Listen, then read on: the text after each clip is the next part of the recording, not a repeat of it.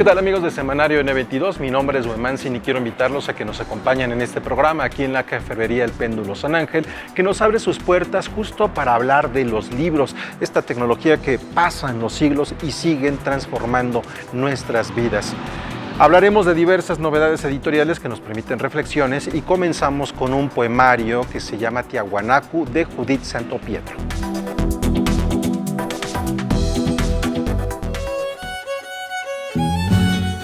La escritora e investigadora Judith Santopietro entró al mundo de la escritura y de la poesía como una respuesta a la incomodidad que experimentó frente a problemáticas como la falta de identidad que muchas personas llegan a experimentar al no identificarse con sus raíces o su origen. Ahora, Santopietro presenta su segundo libro, Tiahuanacu, Poemas de la Madre Coca, un libro que a través de la poesía nos adentra en un viaje por el altiplano sudamericano, específicamente en Bolivia. Partía de dos grandes viajes, uno que desmitificó totalmente mi idea romántica de los Andes. No son los paisajes bucólicos que uno se imagina de los Andes, sino fue una experiencia muy dura por la altura y el frío, y definitivamente yo creía que esto tenía que reflejarse, la trayectoria geográfica, pasando por muchos territorios. Lina Aguirre, que fue la editora del libro, fue la que tuvo como esta visión complementaria de cómo armarlo, de cómo agarrar al lector, pero definitivamente en lo que coincidimos en que la representación que quería yo hacer de los personajes que aparecen, que es una mujer aymara y que es un curandero quechua, no era desde una visión romántica o folclorizada, y pues creo que para eso utilicé como muchísima de la experiencia y de la voz de otras personas que eran parte de esa cultura y que me pudieron señalar, lo llamo como las huellas coloniales en mi escritura, ¿no? Si bien este libro trata de llevar de forma poética, pero real, las vivencias de los pueblos indígenas, también se tocan temas sociales y políticos por los que en ese momento pasaba Bolivia. Todos estos conflictos sociales, de los que hablo también, como la desaparición forzada en Bolivia, los golpes de Estado, múltiples en el siglo pasado, las guerras del agua, las guerras por el acceso a los hidrocarburos, bueno, todo el movimiento campesino, indígena campesino originario, como se llama, estaba ahí. Y creo que no podemos tapar el sol con un dedo, ¿no? Entonces, parte de desmitificar y no abonar a esta visión folclorizada de los pueblos es poner lo que está sucediendo a discusión con la poesía. Este libro se publicó a través de la editorial independiente Orca, y como la poeta lo mencionó antes, el hecho de que se pueda entender y comprender en todas partes es importante. Por ello, decide hacer este libro en una traducción inmediata al inglés, de la cual se hizo cargo la profesora e investigadora Ilana Luna. En este caso especialmente fue una actividad de escuchar, ¿no? Y reproducir algo que causara sensaciones similares, ¿no? Y nunca puede ser lo mismo, no existe una traducción perfecta, pero como lo que dice Judith, que está la oralidad, el ritmo, la musicalidad, las sensaciones físicas, casi sinestéticas entre el frío y la música y el color y esa sensación en la piel. Yo quería transmitir eso en la traducción.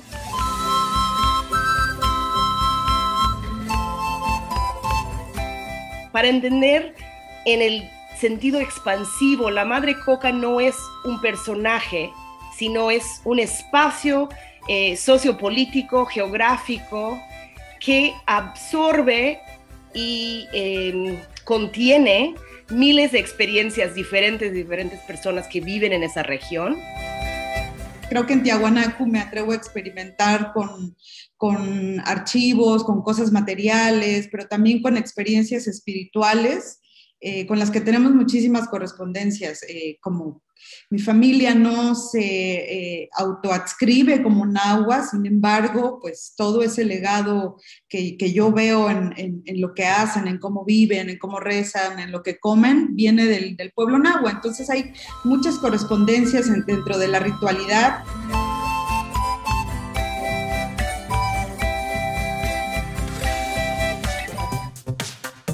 Así como Judith Santopietro habla del origen como la familia, vamos a hablar ahora de otro libro que reflexiona justamente sobre el origen, pero a partir de la memoria, cómo reconstruir ese tiempo pasado de la niñez en donde hubo cosas buenas, pero también cosas horribles, a partir de un bosque flotante, como lo propone Jorge Fernández, porque la memoria es precisamente muchos, muchos árboles.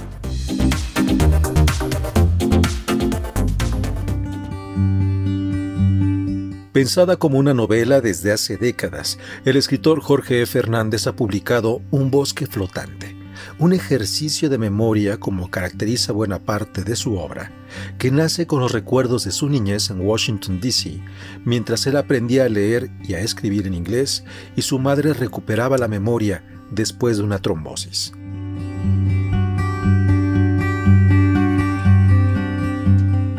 Mi madre siempre se refirió al bosque como memoria. Cuando ella empezó a trabajar la recuperación de su memoria, tenía un método muy personal de ella, que era, por ejemplo, asociar colores y números a las palabras. Entonces decía, amarillo es 7, café es 48, bosque es memoria. Y yo hablaba inglés y hablaba con acento gringo. De hecho, aprendí español por tratar de entender las palabras que ella fue recuperando. Lo que sí es que ella reconstituyó parte de su bosque, de su memoria, pero los árboles que ella tenía fincados en otros idiomas se perdieron para siempre. Y la música, porque ella tocaba el piano, sabía leer solfeo, eso no lo recuperó. La novela cuenta la vida en Estados Unidos en esos años 60, cuando del blanco y negro del rock and roll se pasó a la estridencia de la psicodelia, que en el libro se refleja con una serie de canciones de la época que lo mismo acentúa la memoria y la nostalgia que secunda los movimientos sociales que buscaban mejores derechos civiles. Esta novela la pensé en inglés, la escribí en inglés, porque es muy gringa, es una novela muy gringa. De hecho, dejé frases en inglés sin traducir, que aparecen en cursivas, y que me perdonen los lectores que van a tener que acudir a un diccionario, pero era para también demostrar que es bastante verídico. No es tanto ficción como en la versión impresa. El último capítulo tiene la tipografía de la máquina de escribir de mi amigo Bill, y es precisamente porque es la carta autógrafa de él. Ahora, en realidad creo que hasta ahí llegó mi ejercicio. Bill es coprotagonista de esta novela, y su presencia está en la infancia, entre el tiempo del jardín de niños y la primaria, y también muchos años después, ya de adulto. Fernando Pessoa decía que escribimos porque la realidad no basta.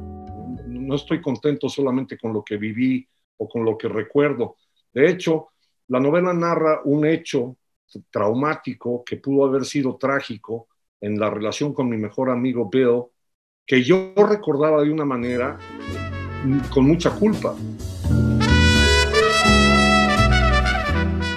Un bosque flotante es también un ajuste de cuentas. Por un lado, la memoria recobrada de la madre, y por el otro, el silencio que por décadas guardaron los niños Jorge, Bill y ya adultos pusieron frente a frente sobre la mesa. Entonces, la novela en realidad es sobre los dos mundos. A mí me taparon el parche con el catecismo y la primera comunión, y de eso no se habla. A él lo llevaron con una trabajadora social y con una psicóloga, y él habló del tema, pero entre nosotros nunca hablamos. Entonces, la novela lo que me permitió fue hacer justicia y denunciar al demonio que quiso abusar de nosotros y que sigue ahí tan campante. Entonces, el trasfondo es The American Dream se puede convertir en pesadilla.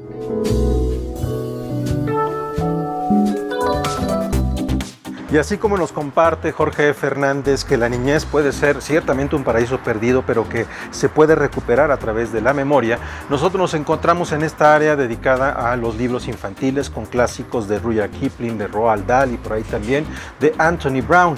Vamos a hacer una pausa. Estamos en este semanario dedicado a algunas novedades editoriales que nos permiten generar reflexiones sobre nuestro presente. Volvemos de inmediato.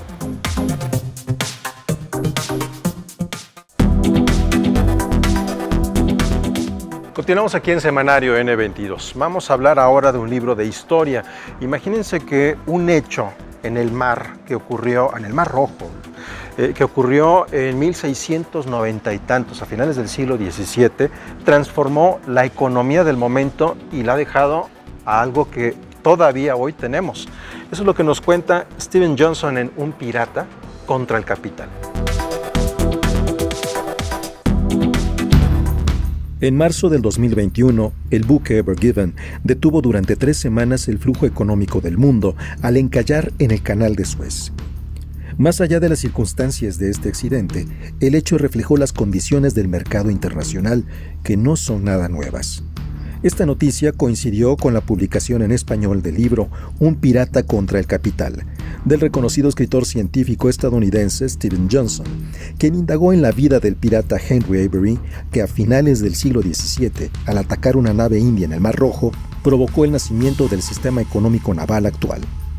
The crime that's at the heart of this story, the attack on this Indian treasure ship, is sometimes considered one of the largest heists in the history of the world. We don't really know how much money and valuables were stolen, and it's hard to value them, but some people think it's as much as $100 million. So that would make it one of the most lucrative crimes ever. Poco se sabe de la vida de Henry Avery. Su rastro, más allá del mar, como su nacimiento y su muerte, se desconocen. Johnson reúne información sobre este hombre que de joven se alista a las fuerzas de la Marina Real Británica y debido a un problema burocrático que sufre la tripulación del Charles II, que los deja detenidos y sin paga durante semanas, organiza un motín, roba la nave y la rebautiza como The Fancy. Su influencia fue tan grande que llegó a dirigir centenas de barcos piratas asociados a él. En 1695, en el Mar Rojo asaltó la nave del hombre más rico del mundo, Abdul Muzaffar Muhyiddin Muhammad Aurangzeb. La nave iba a la Meca. Estaba repleta de mujeres que fueron violadas y llevaba un tesoro de plata y oro de valor incalculable. Johnson cuenta esa historia, como también la otra cara de la moneda, un sistema económico y político pirata, contrario al que existía en los países de entonces. On the pirate ship, there was this incredibly progressive economic system that had been developed, probably the most egalitarian economic system on the planet at that point. They basically had a kind of a profit-sharing system. Pirate ships had constitutions, they called these articles of agreements that they would sign. They had a kind of an electoral democracy with kind of a representative government on board the ship. You could vote the captain out. You had a divided governance structure well before the United States developed it. And they had insurance systems. If you lost a leg, you got more of the loot. If you lost an arm, you got a little bit less, but you got more. These very radical ideas that were way ahead of their time in terms of how you share the wealth in an economic organization. Para Johnson, lo interesante es la figura contradictoria de Henry Avery. Su monstruoso ataque y robo inspiró a otros piratas como Barba Negra y puso en jaque a las potencias del orbe, lo que desató un conflicto mundial. Por ello se fundó la East India Company, la Compañía de las Indias Orientales, que puso la semilla para el sistema económico actual. Probably would not have had the British Empire in India if the East India Company had been ejected at this point. So it's an enormous kind of crisis. And it ends up triggering the first global manhunt in the history of the world. But what was new was your ability as just one person on one boat to trigger a true global crisis that had implications all around the world. That was new, and that was only possible because the world had become so interconnected over the preceding 100 years or so. Después del atraco que lo hizo famoso, se sabe que repartieron el botín, y Henry Avery se retira, toma un barco hacia Irlanda y su rastro desaparece. Solo quedó de él la estampa. En sus víctimas es la del asesino que robó, mató y violó. Pero para otras personas no consideradas parte de ese sistema económico, su imagen es la de un héroe. Y con este personaje, Henry Avery, tan contradictorio, es como llegamos a una pausa. Al regresar vamos a compartir con ustedes 2 nuevos proyectos editoriales que están dando mucho que decir.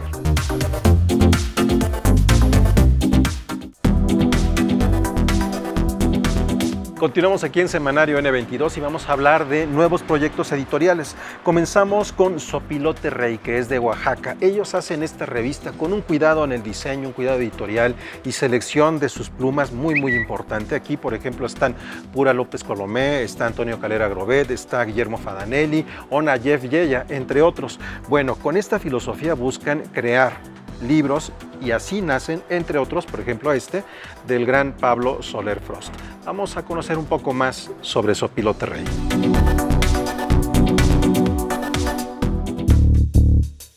Tres años atrás, en Oaxaca, la escritora y editora Karina Sosa y Guillermo Santos, editor y crítico de arte, junto a un pequeño grupo, gestaron el sello Sopilote Rey, una propuesta que hasta la fecha ha dado vida a 2 colecciones, Micra y Libros del Dodo, así como también a una revista homónima que ha publicado 2 números. Sopilote Rey no busca la novedad o un ritmo de publicación definido. Sopilote Rey se ha dado la oportunidad de caminar a su propio ritmo. Guillermo y yo llevamos ya pues más tiempo haciendo o participando en otras revistas, en otras publicaciones y bueno, ahora queríamos hacer algo que fuera como muy cercano, casi como en familia, en complicidad, y pensábamos hacer solo una revista hasta que descubrimos que queríamos también hacer libros. Y bueno, surge este libro que se llama La inteligencia de las flores. Guillermo y Frida lo descubren y pues se les hace algo interesante, algo que les gustaría, creo, que sus amigos leyeran. Entonces me lo dan a mí y empezamos a platicar en la idea de publicarlo y de hacernos una editorial. Ellos centran su mirada en los pequeños detalles. En el caso de la revista, su primer número reflexiona sobre los jardines, la idea de su atemporalidad y, como dice Karina, un tiempo propio que nosotros no comprendemos y que de alguna manera emula Sopilote Rey. Y es que este proyecto transitó del gusto por hacer una sola revista a la idea de hacer libros. Ambos trabajaron en la biblioteca del Iago durante algunos años. Guillermo asistió personalmente a Francisco Toledo en el caso de sus columnas para Proceso. Para Guillermo, este hecho radical, como lo enuncia, al trabajar en una biblioteca como la del Iago, en una ciudad marginal o marginada, como él mismo enfatiza, detonó su asombro por las cosas y las colecciones. La idea de revista nos gusta mucho porque concentra como la diversidad de miradas y de enfoques en un solo proyecto. Yo creo que es lo más difícil de hacer. Las revistas son muy difíciles porque hay que coordinarse con mucha gente y aparte están muriendo, ¿no? Las revistas en este momento parece que no tienen como un público concreto, ¿no? Más bien son una cosa de curiosidad y sí están extinguiéndose. Entonces hemos visto que esto es como remar a contracorriente.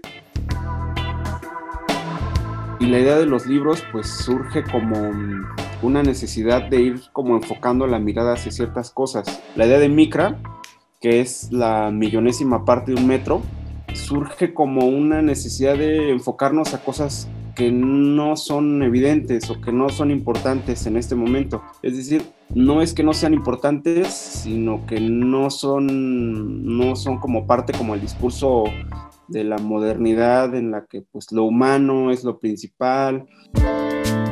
Pero su mirada no despega los pies de la realidad a la que hoy se enfrentan los impresos. Sí, un sello editorial busca que sus libros lleguen, pero Sopilote Rey explora la posibilidad, con todo lo que ello implica en tiempo y dinero, de llevar su proyecto a otro ritmo. Los libros de Sopilote Rey están llenos de una pausa, como dice Karina. Sí nos interesa mucho crecer y profesionalizarnos, pero también trabajar como en una estrategia de guerrilla te permite, digamos, controlar un poco más como tus gustos. Pero también es importante la otra parte. Creo que estamos siendo muy románticos en la idea de pensar que solo buscamos lectores, porque también es necesario interactuar con otras maneras de llegar a lectores, que es interesante, pero que es desconocida para nosotros. Muchos títulos están ya en línea de salida para este año, pese a las complicaciones que la pandemia ha generado un editorial como Sopilote Rey y muchas otras independientes que sortean el cierre de los encuentros, como las presentaciones, que para este sello son uno de los puntos fuertes de venta de sus libros, pues la cercanía que genera la ciudad donde viven, con amigos y lectores, marca mucho de su andar, un andar que se ha permitido ir contra la urgencia.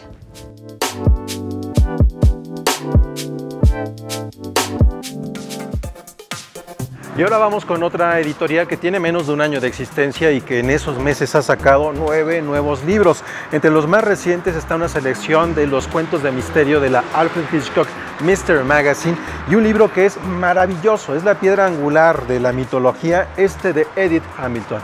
Vamos a conocer los detalles a continuación. La joven editorial Perla Ediciones, que a finales del 2020 ofreció la apertura de su catálogo con libros maravillosos de autores como Robert Louis Stevenson, Adelbert von Chamisso, Lord Dunsany o Arthur Machen, completa su propuesta inicial este 2021 con 4 títulos más, gracias a una campaña de preventa a través de su sitio web, que permitiría tener los siguientes volúmenes en un mes. Esto de tener perlaediciones.com como un sitio de venta digital, eso surgió sobre la marcha en vista de la situación. Y ya que lo hicimos, el aprendizaje ha sido brutal, ¿no? Evidentemente, al no tener que pagar lo que se le paga al intermediario, que es el librero, nos permite darles más beneficios a los lectores que compran directo con nosotros, sin descapitalizarnos brutalmente, pero permitir que la oferta siga allí y que cada vez que haya demanda nosotros somos capaces de hacer frente desde los envíos, ¿no? Entre los nuevos libros está una recopilación de cuentos de crimen y suspenso seleccionados por el cineasta Alfred Hitchcock. La revista publicó un volumen especial de los relatos que los lectores votaron como sus favoritos indiscutibles, muchos de los cuales se llevaron a la pantalla de la mano de, por supuesto, Alfred Hitchcock. Entonces, nosotros elegimos los 20 mejores relatos dentro de este volumen de los mejores relatos de la Alfred Hitchcock's Mystery Magazine. Uno de los libros con mayores pedidos por adelantado es Mitología, relatos atemporales de dioses y héroes griegos, latinos y nórdicos, de Edith Hamilton, considerado un texto canónico en la divulgación de la mitología. Nos lleva de la mano por todos los mitos griegos, nórdicos y latinos, citando las fuentes originales, pero contándonoslos de forma desparpajada. Y entonces, te cuenta, este mito lo contó Ovidio y también lo contó Apuleyo. La neta es que a Apuleyo yo no le creo nada y me voy a adherir más bien a la visión de Ovidio, ¿no? También se editará el libro La casa de nuestra madre de Julian Gloag, hasta ahora sin traducción al español. Esta novela cuenta la vida de 7 niños que tras la muerte de su madre viven solos en una casa en Londres.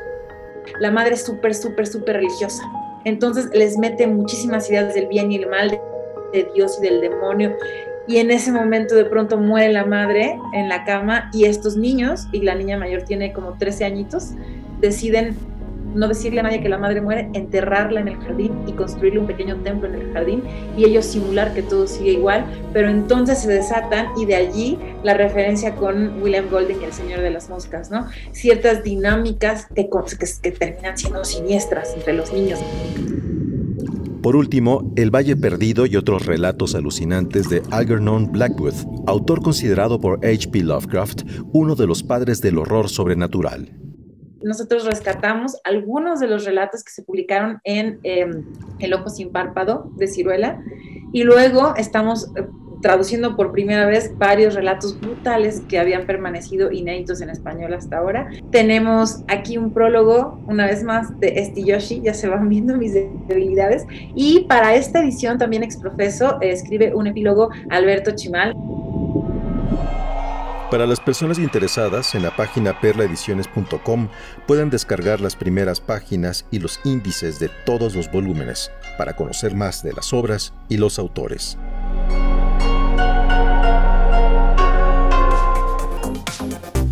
De esta manera llegamos al final de Semanario N22, que decidimos dedicar a los libros porque en este último año de pandemia ha habido un comportamiento diverso en el mundo en el consumo de libros.